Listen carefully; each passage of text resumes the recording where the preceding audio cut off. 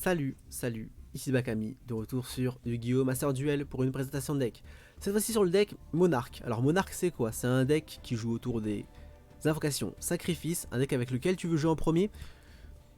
Ce deck est très peu cher en ressources de craft. Pourquoi? Parce qu'il n'a pas d'extra deck. Certaines cartes du deck nous demandent de ne pas en avoir. Du coup, c'est très facile de crafter le deck. Ok, on commence. Du coup on va commencer avec les petits monarques. Donc les petits monarques, on en joue 2 de chaque. On va jouer 2 Idea, 2 Mitra et 2 Eidos. Alors Idea, lors de l'invocation, va nous permettre d'invoquer spécialement depuis notre deck un autre petit monarque. Et en plus de ça, quand elle est envoyée dans le cimetière, on va pouvoir récupérer une carte magie ou piège monarque bannie dans notre main. Donc très cool. Après, on a du coup Mitra, qui est une invocation spéciale gratuite depuis la main, tant qu'on n'a pas invoqué de monstre depuis l'extra deck. Il est un peu vide l'extra deck, voilà. Donc c'est gratuit. En plus de ça, si elle est sacrifiée pour une invocation sacrifice, on va pouvoir faire une autre invocation sacrifice ce tour-ci. Très fort. Et pour terminer, on aura Eidos, l'écuyer souterrain. Du coup, lors de l'invocation, on va pouvoir ce tour-ci faire une invocation sacrifice supplémentaire. En plus de ça, on pourra la bannir du cimetière pour invoquer un petit monarque depuis le cimetière.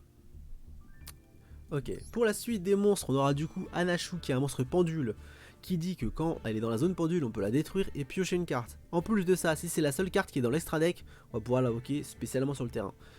Ça nous donne du coup une ressource gratuite pour une invocation sacrifice plus tard. Du coup pour les monstres sacrifice, on va commencer avec 3 démons de la vanité. Démon de la vanité, il dit qu'aucun joueur ne peut invoquer spécialement de monstres. Donc c'est très fort, ça casse complètement 85% des decks du jeu. On peut pas la search depuis notre deck, du coup on va la jouer en 3 fois. Après on a du coup le seul moyen monarque qu'on aura, donc le seul monarque de niveau 6 qu'on va jouer, ça sera Kuraz. Du coup Kuraz, quand elle est invoquée normalement ou spécialement, on va pouvoir cibler 2 cartes sur le terrain et les détruire. Je vais expliquer un combo après. Ensuite du coup on aura un démon de la majesté qui lui, on peut le chercher depuis le deck, du coup on va le jouer en une seule fois. Cette carte dit qu'aucun joueur ne peut activer d'effet de monstre, donc c'est aussi une carte qui va contrer 85% des decks du jeu, très fort. Après, pour les grands monarques, du coup les monarques de niveau 8, on va commencer par Aether, le monarque céleste. Donc Aether peut être invoqué par sacrifice en sacrifiant un seul monstre qui a été lui-même invoqué par sacrifice, donc c'est facile à invoquer. En plus, si cette carte est invoquée par sacrifice, du coup on va pouvoir invoquer un monstre avec les stats monarque depuis notre deck directement. Donc on va pouvoir invoquer Kuraz et utiliser son effet pour détruire 2 cartes sur le terrain. Très fort. Et pourquoi c'est encore plus fort que ça? Tout simplement parce que on peut l'invoquer pendant le tour de l'adversaire. Du coup pendant le tour de l'adversaire va invoquer 2 monstres, on va utiliser 2 cartes, on va faire Aether, on va sacrifier 2 monstres sur notre terrain ou un monstre qui a été invoqué par sacrifice, invoquer Aether, utiliser son effet, envoyer 2 cartes magiques ou pièges monarques depuis le deck au cimetière pour invoquer du coup Kuraz directement depuis le deck et détruire 2 cartes sur le terrain. Pour le deuxième grand monarque de niveau 8, on aura du coup Erebus, le monarque souterrain. Erebus, comme Aether, il peut être invoqué en sacrifiant un seul monstre qui a été lui-même invoqué par sacrifice. Et quand elle est invoquée par sacrifice, on peut envoyer aussi 2 cartes magiques ou pièges monarques depuis le deck ou la main au cimetière pour pouvoir mélanger une carte sur le terrain, la main ou le cimetière de l'adversaire dans son deck. Donc c'est très fort, ça nous permet de vraiment enlever du terrain n'importe quel monstre parce que ça détruit pas et ça cible pas. Donc c'est très fort. En plus de ça, quand elle est dans le cimetière, on va pouvoir récupérer un monstre avec les stats monarque depuis notre cimetière dans notre main. Du coup par exemple si on a Aether et Erebus, pendant le tour adverse on va pouvoir utiliser l'effet d'Erebus, récupérer Aether, et l'effet d'Aether l'invoquer par sacrifice et du coup invoquer un monstre comme Kuraz depuis le deck directement. On va passer du coup aux cartes magiques. Du coup on a sacrifice inutile, donc sacrifice inutile très fort du coup pour Idea, Eidos et Erebus pour activer leurs effets. On va jouer 1 pour 1, donc 1 pour 1 qui va avoir comme cible seulement Idea, mais du coup qui va invoquer lui-même un autre petit monarque. Ensuite pour les cartes magique monarque, on aura du coup 3 ténacités des monarques. On va pouvoir cibler et révéler une carte monarque avec les stats monarque dans notre main pour pouvoir ajouter une autre carte monarque magique ou piège du deck à la main. Donc très très fort, ça search beaucoup de cartes.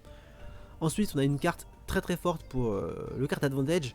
Du coup c'est le panthéisme des monarques qui va nous permettre d'envoyer une carte magique monarque de la main au cimetière pour piocher 2 cartes.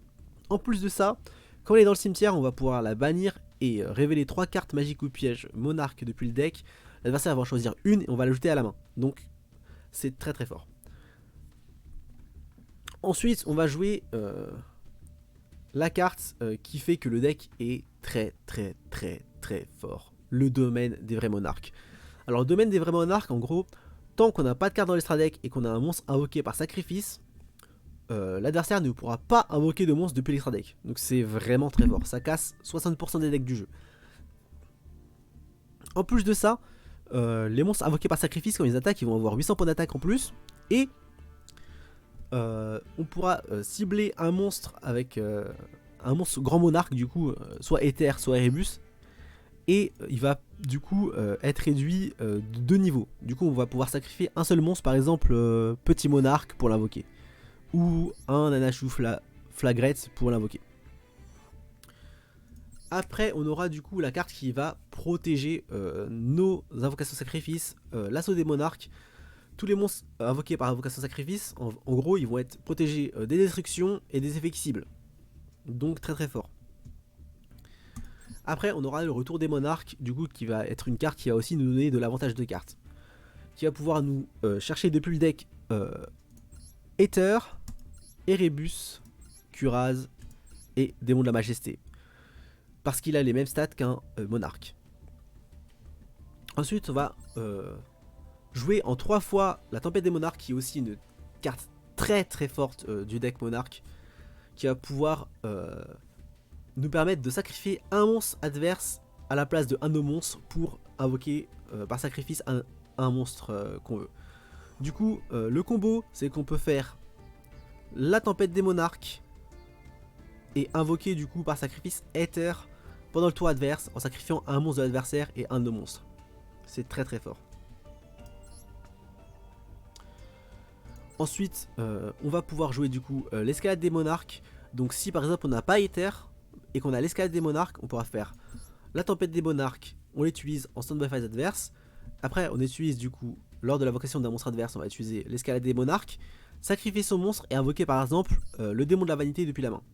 Genre très très fort. Et pour terminer, on a le primordial monarque. C'est une carte qui va nous permettre de recycler 2 cartes magie piège monarque depuis le cimetière dans le deck et piocher une carte. En plus de ça, quand elle est dans le cimetière, on va pouvoir bannir une autre carte monarque et invoquer cette carte en tant que monstre. Du coup, pour pouvoir invoquer par sacrifice nos autres monstres monarques ou invocation par sacrifice. Donc, j'espère que vous avez compris comment le deck fonctionne, que vous avez aimé ma façon de l'expliquer. Je vais sûrement faire des live duels et des replay duels de ce deck bientôt, genre dans 1h, 1h30 sur ma chaîne. J'espère que vous allez check ces vidéos. Si vous voulez les avoir plus facilement et avoir la petite notification pour quand elles sortent, vous pouvez vous abonner à la chaîne, hein. C'est toujours cool. Et si vous avez aimé, vous pouvez mettre un petit pouce bleu sur la vidéo, ça serait cool. Merci, à plus.